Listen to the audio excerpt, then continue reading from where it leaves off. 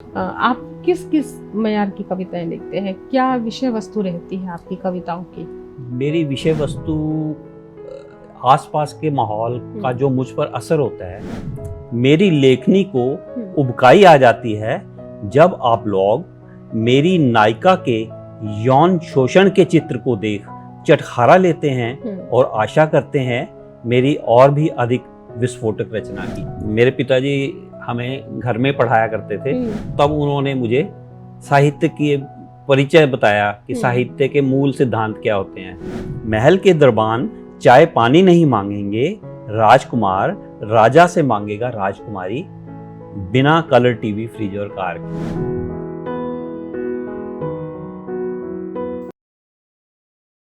नमस्कार, प्रणाम, अभिनंदन, स्वागत।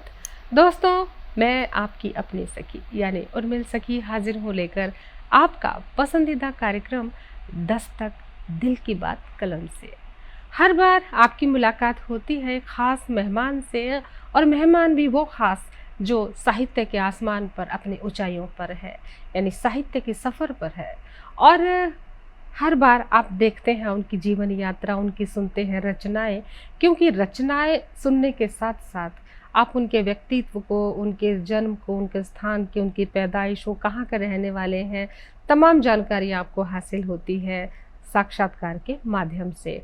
और इस कड़ी में आज हमारे जो मेहमान हैं, जिनको हमने दावत दी है, जिनको हमने आमंत्रित किया है, उन साहित्यकार के बारे में मैं आपको बता दूं कि बहुत अच्छा लिखते हैं, साहित्य जगत में अपनी ख़ास पहचान रखते हैं, और जो है निबंध लिखते हैं, कहानी, कविता, अनुवाद करते हैं, अनेकों संस्थाओं द्वारा और संस्थानों द्वारा सम्मानित हैं, अलंकृत हैं, ढेरों अवार्ड सम्मान इनकी झोली में है।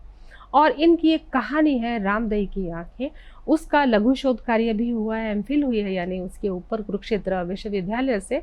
और आप जो हैं अनेक पत्र पत्रिकाओं में प्रकाशित होते रहते हैं, समय समय पर टीवी पर, रेडियो पर, दूरदर्शन पर, सभी जगह आपकी उपस्थिति, गरिमापूर्ण उपस्थिति हाजिर रहती है। और आज आप हमारे साथ हैं, हमारे साथ हमारे मेहमान बनकर आए हैं। मैं उनका स्वागत कर रही हूँ। जी हाँ, मैं बात कर रही हूँ राजेश पंकज जी की।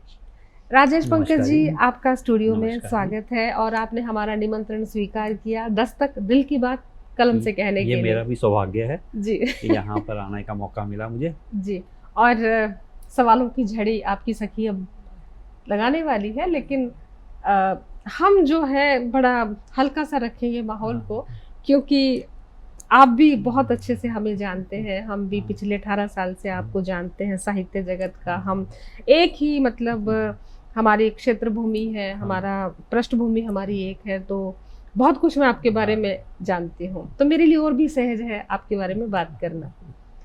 तो राजेश जी, हमारे जो दर्शक हैं वो आपकी कविताएं भी सुनेंगे और आपके बारे में, आपके जीवन के बारे में भी जानेंगे। बहुत ज़रूरी होता है किसी भी साहित्यकार के बारे में जानना। तो आप हमारे दर्शकों को बताइए कि आपका जन्म कहाँ पर हुआ, कहाँ पढ़ाई लिखाई हुई, क्या नौकरी करते हैं आप, और बाकी बातें, सवाल जवाब बहुत होंगे, लेकिन शुरुआत इसी सवाल से। मेरा जन्म पंजाब में संगरूर शहर में हुआ था जी। मूलतः हमारा परिवार अमृतसर, अच्छा। पंजाब से संबंधित है। अच्छा। और पिताजी की नौकरी वहाँ पर थी संगरूर में, तो वहीं मेरा जन्म हुआ। जी। और प्रारंभिक शिक्षा मेरी संगरूर में ही हुई? संगरूर में नहीं। हाँ। उसके बाद हम शिफ्ट हुए ट्रांसफर पर भिवानी में। अच्छा। तो वहाँ पर मेरी प्रारंभिक शिक्षा शुरू हुई। ओके। और उसके बाद अभी हरियाणा बनने वाला ही था, तो मेरे पिताजी का स्थानांतरण हो गया था यहाँ पर कालका में। जी। तो उसके बाद जब से कालका आए, उसके बाद वहीं पर स्थापित हो गए। अच्छा। और वहीं पर मेरी सारी शिक्षा प्रारंभिक और कॉलेज तक की वहीं पर हुई है। कालका में। वहीं पे हुआ आपका, कालका में? क्या बात है। चंडीगढ़ के पास एक छोटा सा कस्बा है। जी जी। और फिर नौकरी क्या की आपने? और मेरी नौकरी 1986 में भारत सरकार का कार्यालय महालेखाकार चंडीगढ़ में, हरियाणा संबंधित है, उसमें नौकरी रही।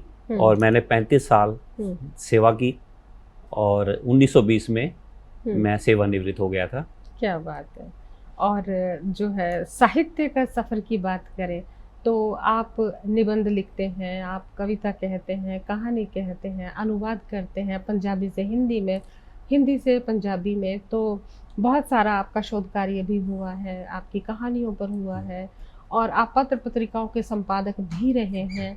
तो आपका जो मैं समझती हूँ कि बहुत विकास विस्तार हुआ है साहित्य का, अनेक संस्थाएं हैं, आप उनके सदस्य हैं, संस्थानों द्वारा भी आप सम्मानित हैं। हाँ।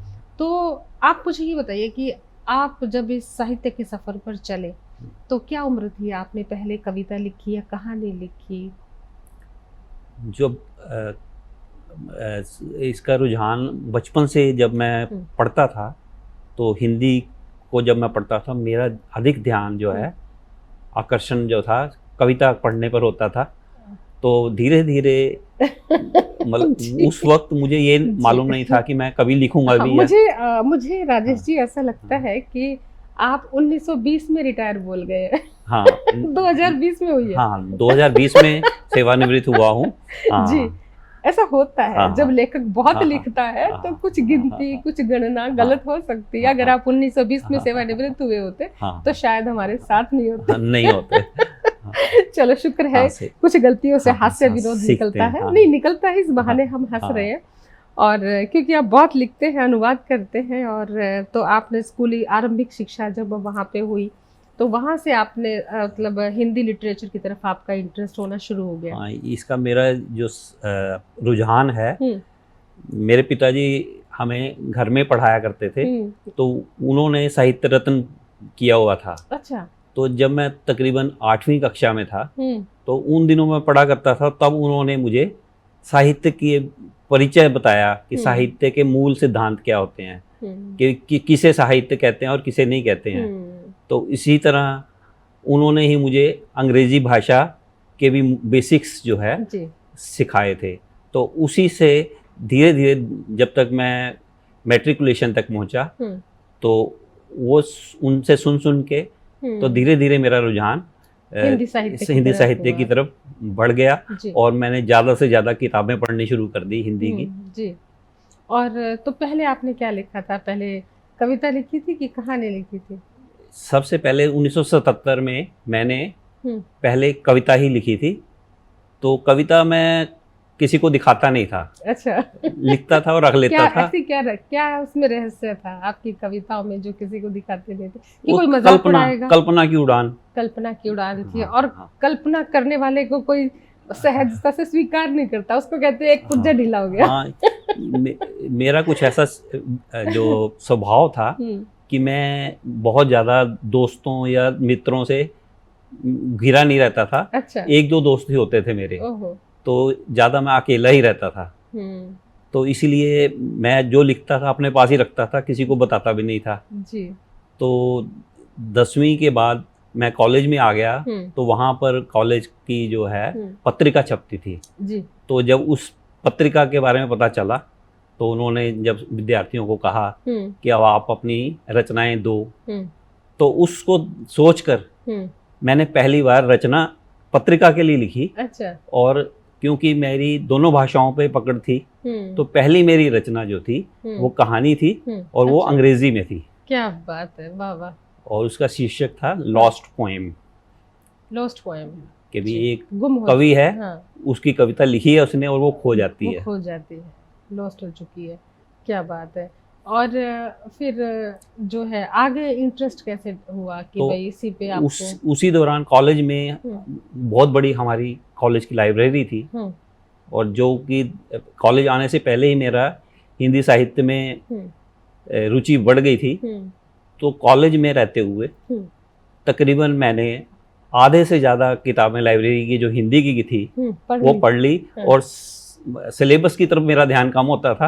अच्छा। लाइब्रेरी की बुक्स की तरफ ज़्यादा होता था। फिर जाहिर सी बात है कि आपने जब ज़्यादा पढ़ना शुरू किया तो तो मुझे लगता है कि फिर आपने अपने आप को प्रेजेंट करना भी शुरू कर दिया होगा थोड़ा बहुत, दोस्तों में, लोगों में, समाज में? नहीं, कॉलेज टाइम तक मैं लिखता ही था। सिर्फ पत्रिका जब भी छपती थी तो उसके लिए मैं एक रचना लिख देता था। अच्छा। वो छप जाती थी। पर कभी किसी को सुनाई नहीं थी कॉलेज में रहते तक। राजेश जी, आप एक बात और बताइए कि आप राजेश हैं और आपके नाम के साथ पंकज है, तो ये पंकज का क्या रहस्य है? आपका सरनेम है या उपनाम है? ये मेरा उपनाम है जी। क्योंकि जब मैंने गंभीरता से सोच लिया कि मुझे लिखना है और तो मैं देखता था कि जो भी कवि होते थे या साहित्यकार होते थे वो अपने साहित्यिक नाम रखते थे जिसे उपनाम कहते थे। तो उसको देखते हुए मैंने पंकज नाम चुना क्योंकि उस समय जो हमारे जिस जगह से मैं आता हूँ वो एक छोटा सा कस्बा है जो पारंपरिक है और जब 1970 के दशक में काफी हद तक पारंपरिक था तो उसकी वजह से मेरा ध्यान कमल के फूल की तरफ गया जो कि कीचड़ में खिलता है। तो छोटी सी जगह से उत्पन्न होने के कारण उसने मुझे आकर्षित किया, तो उसी से मैंने पंकज जो पंख से उत्पन्न होता है पंकज कहते हैं उसे, तो पंकज उपनाम साथ में जोड़ लिया। तो बहुत खूबसूरत जो है आपके नामकरण का जो तरीका है बहुत खूबसूरत है। तो पंकज जी, आपसे गुजारिश करते हैं खूबसूरत कविताओं के लिए जी। तो जैसे हमारे अब दौर शुरू हो रहा है कविता का, तो मैं अपने साहित्य की यात्रा के साथ साथ जैसे रचनाएं आई उसी क्रम से मैं आपको जी एक रचना सुना रहा हूँ कि जब ये रचना मैंने पहली बार सुनाई या छपी तो आसपास का जो हमारा साहित्यिक माहौल था उन्होंने मुझे साहित्यकार के लेखक के रूप में स्वीकार कर लिया था। क्या बात। तो उसका शीर्षक था आज बरसों बाद। अच्छा जी, स्वागत। आज बरसों बाद जैसे अपने शहर में लौटा हूँ, गली के सूखे पेड़ पर नई कोपल को फूटे देखा, संध्या के हाथों को फिर से रवि को छूते देखा, धड़कन में तेजी पाता हूँ जैसे आज बरसों बाद। क्या बात है। आज बरसों बाद जैसे पत्तों की रुकी हुई सांस सर्र से उच्छ्वास बनकर निकल रही है, जल तल पर फिर से चांदनी फिसल रही है, नैनों में जल पाता हूँ जैसे। क्या बात है। आज बरसों बाद। वाह। आज बरसों बाद जैसे चांद की धुंधली आंख को बरखा ने अपनी फुहारों से धो डाला है, मेरी खिड़की से फिर झांक रहा उजाला है, पवनों में रुंझुन पाता हूँ जैसे आज बरसों बाद। क्या बात है। और अंत में एक चित्र देखिए, आज बरसों बाद जैसे सैनिक युद्ध से लौटा है। आज बरसों बाद जैसे सैनिक युद्ध से लौटा है, पीपल तले झूल रही सुहागिन सावन का झूला। क्या बात है। लहराते केशों को देख घन भी बरसना भूला, दिल में बारूद सा पाता हूँ जैसे। क्या बात है। आज बरसों बाद। वाह। तो ये मेरी एक रचना थी। तो एक रचना मैं और आपके सामने रखता हूँ जी। इसका नाम मैंने रखा अपरिचित स्नेही। क्या बात। तो इसमें कवि जो अपना एक सामान्य व्यक्ति होने के साथ कवि का एक व्यक्तित्व अलग होता है, छुपा हुआ होता है, तो उसको मैंने जानने की, वो तो हमें मालूम है, परिभाषित करने की कोशिश की है जी। तो तुम्हारा मधुर आगमन मेरे घर में चुपके चुपके, उस हास्य निर्झर का बह उठना मेरे मन में रुकते रुकते, कौन तुम इससे अनजान किंतु मुझको है फिर भी पहचान, क्यों प्रतिदिन आते हो जाते हो मेरे नवशिशु भावों को कविता की संज्ञा दे जाते हो। क्या बात है। नवशिशु भावों को जाने तुम कब आते हो और न जाने कब चल देते हो, क्यों फिर भाग्य विदाता बन अज्ञात पुण्यों का फल देते हो। क्या बात है। वाह। धोखा ना तुमको मैं मान सका फिर भी अब तक ना जान सका, कभी पीड़ा का प्याला भर लाते हो, कभी क्रीड़ा के कंदुक बिखराते हो, कभी पेड़ की छाया में सो जाते हो, हम्म। कभी अंधेरी रातों में आन जगाते हो। क्या बात है। प्यार का कुमकुम बरसाते हो, हम्म। क्रोधाग्नि से झुलसाते हो। हम्म। फिर किस भाववश जाने कविता का मरहम मल जाते हो। वाह वाह वाह वाह, क्या बात है। कई सदियों से संग मेरे हो, हम्म। चिर स्नेही हो। अपरिचित तिलिस्म के घेरे हो, हम्म। चिर स्नेही हो। क्या बात है, चिर स्नेही हो।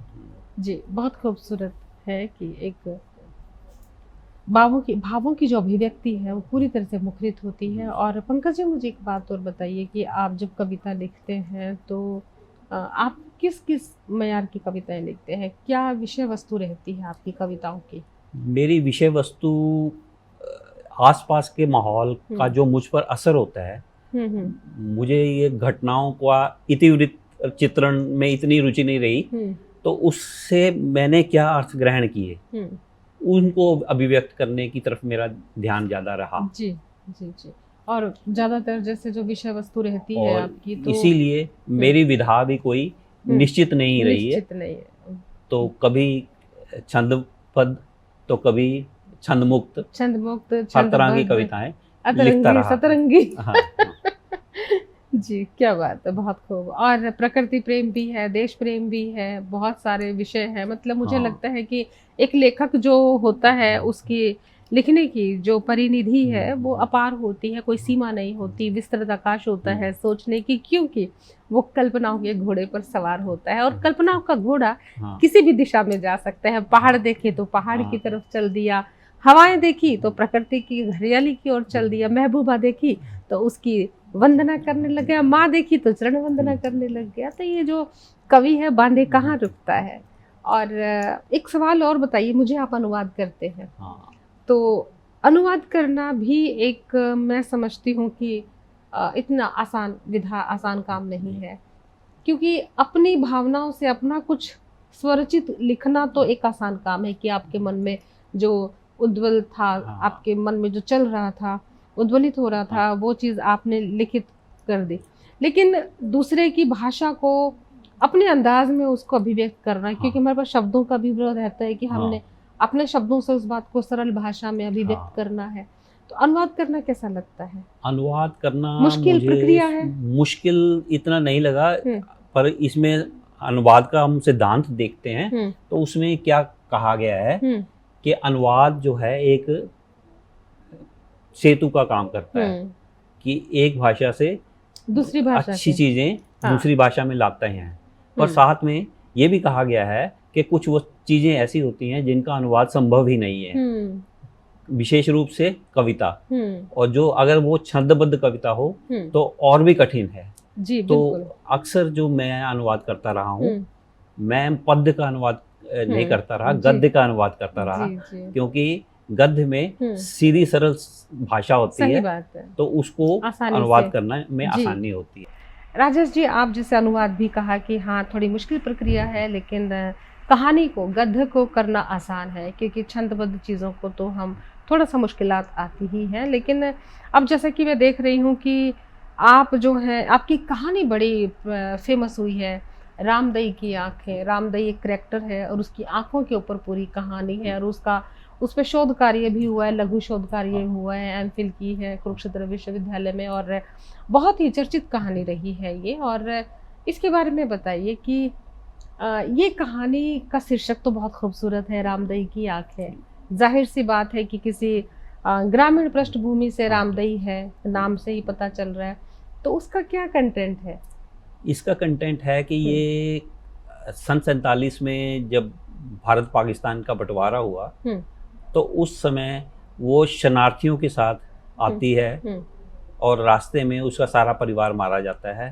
तो फिर भी उसके कुछ बच्चे बच जाते हैं, जिनके साथ लेकर वो भारत आती है। अच्छा। तो वो सारी जीवन उनको पालने के लिए संघर्ष करती रहती है, और बुढ़ापे में आके जब उसके बच्चे बड़े हो चुके हैं, उनके अपने परिवार हो चुके हैं, तो उस समय एक घटना होती है जब पंजाब में आतंकवाद चल रहा था। तो उस घटना में बम विस्फोट में उसका पोता पौत्र बहू और उसका एक बेटा, अच्छा, मतलब जो परपोता है, वो बम विस्फोट में मारे जाते हैं। और उनकी एक बिल्कुल नवजात बच्ची है जो कि बच जाती है, जिसे उसका पुत्र और उसकी बहू संभालते हैं। परंतु उसका घटना का उसके मन पे क्या असर होता है, तो वो उसके मन की पीड़ा जो है उसकी आंखों से आंसुओं के रूप में व्यक्त होती है।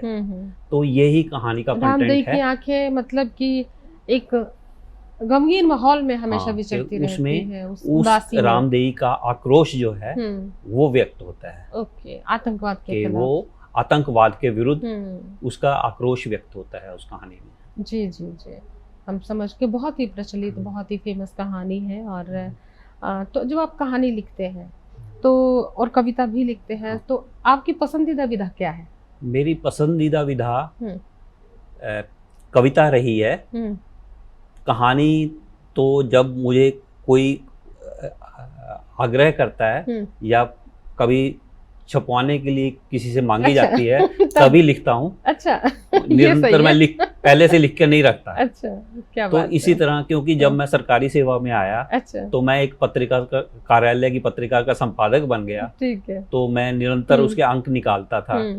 तो जब भी अंक निकालना होता था तो मैं उसके लिए रचनाएं लिखने लगा। मतलब जब कहा जाता था कहानी, तो आपकी रचना धर्मिता, आपकी कल्पनाशीलता और अब आपका जो कहानी का ताना बाना शैली शिल्प, आपका ढांचा, उसका चौखटा तैयार हो जाता था।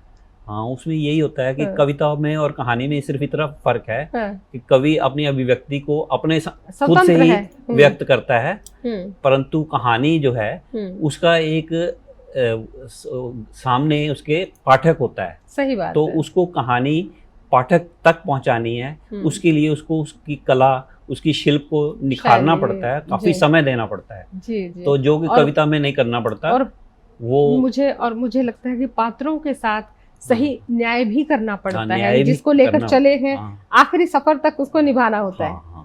और जी, बिल्कुल सही कहा। और आते हैं कविताओं पर। तो कविता आपकी पसंदीदा विधा है, तो फिर आपकी विधा पर ही बात करते हैं, सुनते हैं आपसे कुछ और कविताएं।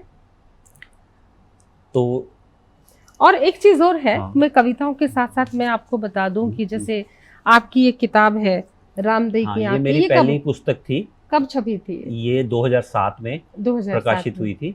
जी जी, क्या बात है। इसमें मतलब कॉलेज के समय से लेके और कार्यालय में रहते हुए जो कहानियां मैं लिखता रहा, उनको मैंने इसमें संग्रह कर लिया।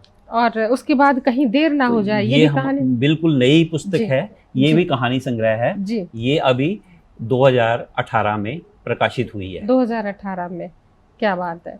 और ये जो तीसरी पुस्तक है, ये जो है, ये मेरी कविताएं हैं, ये मेरी लोकप्रिय कविताएं जी। ये आई है 2017 में जी। तो उससे पहले हरियाणा साहित्य अकादमी ने एक जो मेरी कविता का पहला संग्रह था, उसका नाम था कोयल नाराज है। कोयल नाराज है। तो इस पर ये कौन सी कोयल नाराज है? क्योंकि ये जो नाराज कोयल है, ये कौन सी कोयल नाराज है? किसकी बात कर रहा है शायर? एक रहस्य है जी।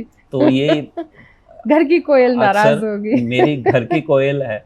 वो कविता नहीं समझती है। तो वो भी मुझसे बार बार पूछती है कि ये कोयल कौन है। वाह, तो क्या वो बात खुद होते हुए भी वो नहीं समझ पाती कि उसी के बारे में। और ये आपकी लोकप्रिय कविताएं हैं। इसके साथ साथ मैं देख रही हूँ आपकी कुछ पुस्तकें और हैं, ये इसके जो मैंने अनुवाद किया, इसके बारे में बताइए। तो उसके लिए जो अनुवाद का कार्य किया है मैंने जी, उसमें से बहुत से लेखक मुझसे अनुवाद कार्य करवाते हैं। कितनी पुस्तकों का आपने अनुवाद किया है? अब तक मैं लगभग 1 दर्जन से ज्यादा पंजाबी की पुस्तकों का हिंदी में अनुवाद कर चुका हूँ। उनमें से कुछ लेखकों ने जो उनकी प्रकाशित हुई उसकी प्रतियां मुझे दी। उनमें से एक है ये बाल साहित्य में ज्यादा रचनाएं हैं। ये बाबा कहाँ गए, बहुत ही खूबसूरत। ये पंजाबी के लेखक हैं सुरेश रतन जी जी। ये न्यूजीलैंड में रहते हैं जी। तो उन्होंने पंजाबी में लिखी थी और तो आपने हिंदी में अनुवाद किया। जी जी। और ये भी बाल साहित्य का कहानी संग्रह है, बाल कथाएं हैं इसमें। किताबों वाला घर। ये हमारे देश के बहुत ही प्रसिद्ध जसबीर भुल्लर बाल कथाकार हैं। उनकी पंजाबी कविताओं का ये पंजाबी बाल कथाओं का संग्रह है किताबों वाला घर जी। और कुछ किताबें और हैं इसके नीचे, उन पर भी बात कर लेते हैं। ये किताब है जी, ये आप खुद दिखाइए जी। ये है सरकारी कार्यालयों में जो काम होता है, तो उसमें क्लास 4 के जो स्टाफ होता था, तो उसको हमारी सरकार ने क्लास 3 में ले आए, उसका एक नाम रख दिया मल्टीटास्किंग स्टाफ। ओके। तो उनके लिए ये किताब है जी। तो इसको हिंदी में तैयार किया है, पहले ये इंग्लिश में थी, तो हिंदी में संपादन किया है मैंने।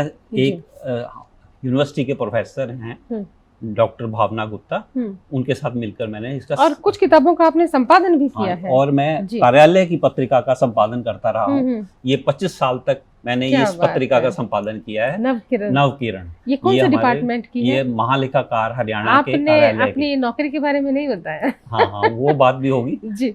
ये महालेखाकार हरियाणा के कार्यालय विभाग से पत्रिका छपती रही है। जी। और ये मेरा 2019 का अंक है, जब मैं सेवानिवृत्त होने वाला था जी।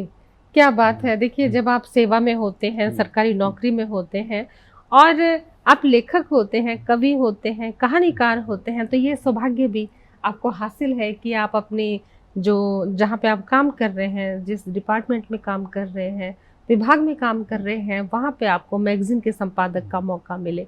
ये भी बड़े ही गौरवान्वित पल होते हैं, गौरव की बात होती है। बहुत बहुत बधाई। और एक पुस्तक और रखी है आपकी, ये जो मेरी पहली पुस्तक थी, रामदेई की आंखें, कहानी संग्रह है। उस पर कुरुक्षेत्र विश्वविद्यालय के जो विद्यार्थी थे, उन्होंने एमफिल के लिए लघु शोध कार्य किया था, और ये शोध पत्र की पुस्तक है। क्या बात है।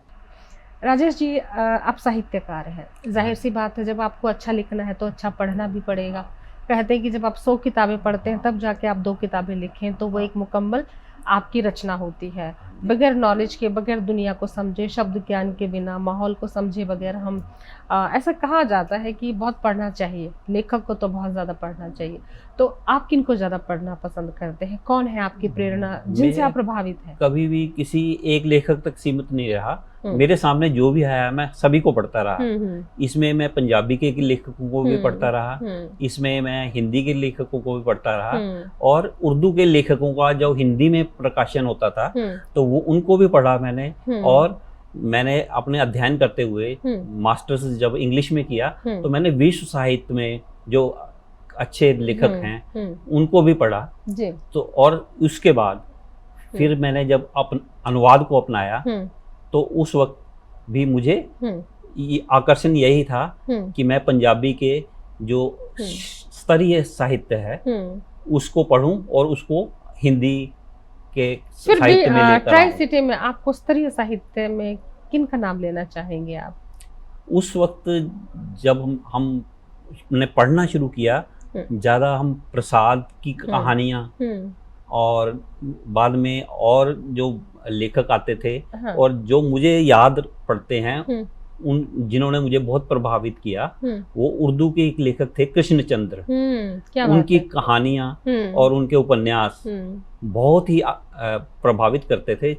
हिंदी में छपते थे, मैं उनको पढ़ता था, क्योंकि ज्यादा हम किताबें खरीदते नहीं थे, तो हम पुस्तकालय पर निर्भर रहते थे, लाइब्रेरी पर रहते थे, तो वहां पर इन लोगों की जो भी पुस्तकें होती थी वो मैं पढ़ता था। एक हिंदी के लेखक हैं मनहर चौहान, उनका जो कहानी का विषय होता है वो हमेशा विज्ञान के बारे में, विज्ञान के आविष्कारों के बारे में कल्पनाएं करते हैं। उनके उपन्यास मैं बड़ी रुचि से पढ़ा करता था। क्या बात है।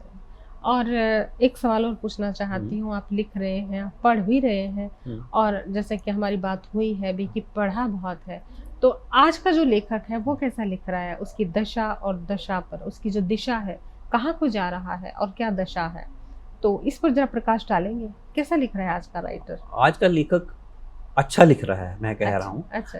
कि इसमें ऐसा नहीं है कि भी एकदम से आप अच्छा लिखना लगते हैं। आपकी एक यात्रा होती है, तो उससे आप बढ़ते चलते हैं।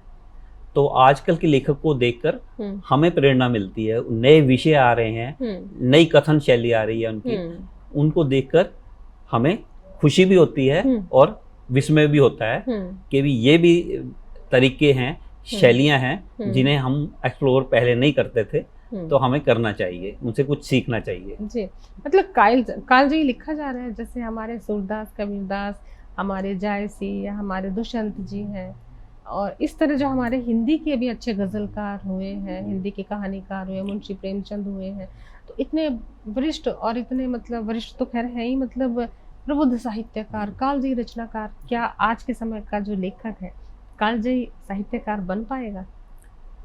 हाँ, जैसा कि ये शब्द है कालजयी, तो काल ही निर्णय करेगा कि कौन आगे तक जाएगा। तो फिर भी आज की जो रचना हो रही है उससे बहुत आशाएं हैं कि भी उसमें से बहुत से लेखक कालजयी साहित्य तैयार कर रहे हैं, जो कि समय सिद्ध करेगा कि वो कालजयी है। और चलो ये तो है, लेकिन आज का साहित्यकार बेचारा दो कश्ती में भी तो है, उसे गृहस्थी भी संभालनी, उसे साहित्य भी संभालना है। जो पहले के थे वो तो साहित्य सृजन ही करते थे, जैसे अपना जो गालिब साहब हैं या उस्ताद शायर रहे हैं, उनकी संगत शाम को मैं शबाब के ऊपर कसीदे, कहानियाँ उनके जो चलते थे, उनकी जो गज़लें होती थी, उनकी जो रचनाएं होती थी, जो शायर होते थे, तो उनकी महफिलें होती थी, तो घर बार से परे होते थे, वो एक तरह से घर बार से निष्कासित होते थे। आज के रचनाकार को दोनों चीजें लेके चलना है, साहित्य भी संभाल रहा है, घर भी संभाल रहा है, कहाँ संगोष्ठियों में पहुंचना है, आयोजनों में पहुंचना है, टाइम पे घर भी जाना है, तो थोड़ी सी उसके लिए मुश्किलात बढ़ गई है, दो पक्ष एक साथ लेके चलना।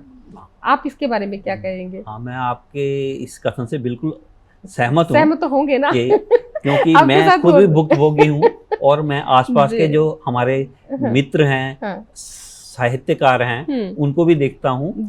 आप भी गृहिणी होते हुए इतने अच्छा कार्य कर रही हैं, साहित्य इतना अच्छा लिख रही हैं, तो ये सभी का, हमारी जो पीढ़ी है, जो आज की पीढ़ी है, उनका ये दायित्व हो गया है कि उसे सब कुछ संभाल के, मतलब सब कुछ करना सारे है। जैसे वो ऐसे 4-5 घोड़े हैं, सबकी लगाम पकड़ रखी है, उसको भी कस के रखना है, उसको भी रखना है, सबको बराबर गति से लेके चलना है, दौड़ना है, कुछ छूटे ना। हाँ, यही मैं भी मानता हूँ, और इसके कारण ही हमारे साहित्य का, हमारी विधाएं जो हैं, उनका रूप बदल रहा है कि जो पहले बहुत समय देकर रचनाएं लिखी जाती थी, जो कालजयी होती थी, तो उनको अब इतना समय देने के लिए कोई भी व्यक्ति तैयार नहीं है, या उसकी मजबूरी है कि वो इतना समय नहीं निकाल पाता। हाँ, और उस वक्त एक ही विधा होती थी, अगर शायर है तो शायर ही है, विधा को पकड़ लेता था, एक विधा में पारंगत हो जाते थे। अब तो वो कहानी भी लिखता है, एक साहित्यकार कहानी भी लिखते हैं, आप गजल भी कहते हैं, नज्म, गीत, कविता, उपन्यास, उसके बाद अनुवाद भी करते हैं। जी, उसका उदाहरण आप हैं। और नई नई विधाएं आ रही हैं कि व्यंग जो है, पहले कहानी या कविता, कहानी के बाद कविता में भी आता था और दोनों जगह आता था, अब वो अलग से व्यंग की कविताएं अलग से लिखी जाने लगी हैं, ऐसे ही व्यंग के लेख अलग से लिखे जाने लगे हैं, तो ये नई विधाएं भी आ रही हैं इससे, तो ये नई युग की देन है हमें। हाँ, तो वो ये होता है कि वो कालजयी रचनाकार बने तो किस विधा में बने? सभी विधाओं में जकड़ा हुआ है। कोई भी लेखक चाहकर कालजयी बनता नहीं है, उसकी रचना उसको कालजयी बनाती है, और उसके दर्शक, उसके पाठक बनाते हैं। और सही बात है। और चलते चलते आपकी एक कालजयी रचना के लिए आग्रह है। ये आपने कालजयी कहा, अभी ये कह सकते हैं कि भी मैं इसको यही कह सकता हूँ कि लोकप्रिय है। देखिए राजेश, अभी समय ये हमारे निर्णय करेगा। देखिए, ये हमारे जस्ट टीवी में रिकॉर्ड होने के बाद ये कालजयी हो गई है। कभी तो भी एक मिटेगी बहुत नहीं। आसान सी रचना है जी, स्वागत है। तो आप बच्चों को कहानियां सुनाते हैं। जी, और आपने बचपन छोटी में रचना चाहिए। दादी नानी से कहानियां सुनी होंगी, परियों की कहानियां सुना करते थे। सही बात तो ये मेरा ये कविता का विषय है परी कथाएं। ये छोटी रचना है? हाँ, ज्यादा लंबी नहीं है जी, क्योंकि समय के हिसाब से। तो उसी परी कथाओं को लेकर मैं कह रहा हूँ, मैं आज से रचूंगा परी कथाएं। आप लोग चाहें तो समझ लें मुझको पलायनवादी या कुछ और। अपने साहित्य को समाज का आईना बनाते बनाते मैं ऊब चुका हूं। मेरी लेखनी को उबकाई आ जाती है जब आप लोग मेरी नायिका के यौन शोषण के चित्र को देख चटखारा लेते हैं और आशा करते हैं मेरी और भी अधिक विस्फोटक रचना की। क्या बात है, वाह वाह वाह। मैं इस समाज की सड़ांध भरी भूमि पर बोना चाहता हूं सपनों की फसल। क्या बात है। आज से मेरी कथाओं में होंगे केवल सपनों के राजकुमार, कल्पना के घोड़ों के सवार, जो राजकुमारी के महल में प्रवेश के समय चलाएंगे हीरे जड़ी तलवार। महल के दरबान चाय पानी नहीं मांगेंगे। महल के दरबान चाय पानी नहीं मांगेंगे, राजकुमार राजा से मांगेगा राजकुमारी, बिना कलर टीवी फ्रिज और कार के। क्या बात है। मेरी परी कथाएं भरेंगी आप लोगों की आंखों में आशाओं के रंग। उन्हीं रंगों के फूल खिलेंगे सपनों की बेल में, यथार्थ की भूमि पर। क्या बात है। इसीलिए आज से रचूंगा केवल परी कथाएं। क्या बात है, वाह, बहुत खूब।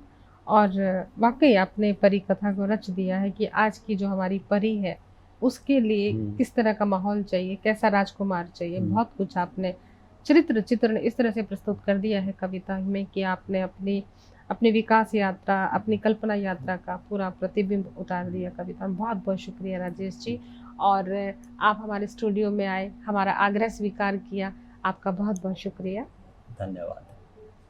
और दोस्तों, किसी भी इन्फो के लिए आप हमें इन्फो करें, info@justbroadcasting.com पर।